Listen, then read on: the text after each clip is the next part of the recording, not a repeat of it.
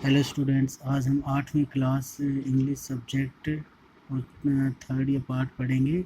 British rule 1765 to 1836। British Raj या British शासन 1765 से 1836 तक। Religious leaders first ideas like untouchability and child marriage. धार्मिक नेताओं ने छुआछूत और बाल विवाह जैसे विचारों पर अपने उपदेश दिए। Anyone who crosses seas loses his religion।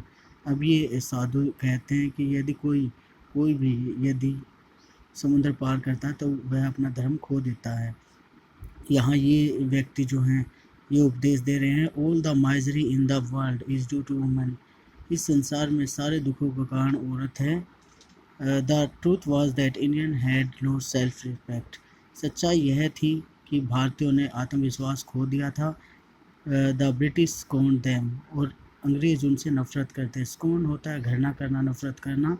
The natives are unworthy of trust. जो यहाँ के मूल निवासी हैं ये भरोसे के लायक नहीं हैं। इनकेपेबल ऑफ ऑनेस्टी, और ये ईमानदारी भी इनमें नहीं है।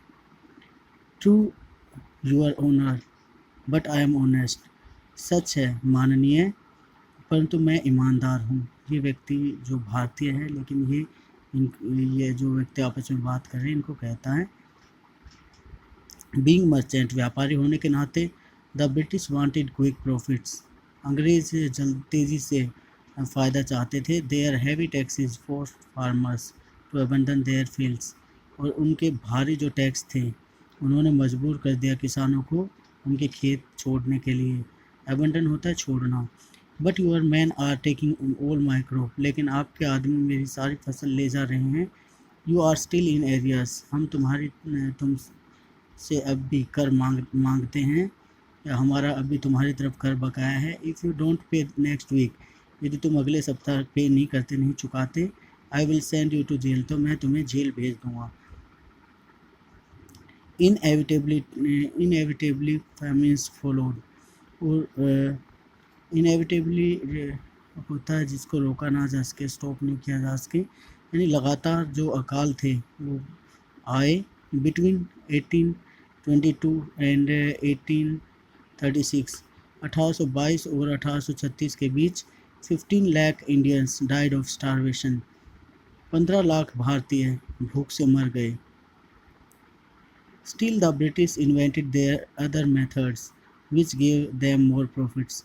अभी भी अंग्रेज़ों ने और ज़्यादा मेथड विधियों की खोज की, which gave them more profit, जिनसे उन्हें और ज़्यादा फ़ायदा हुआ। The good manufactured in England should not have any import duty।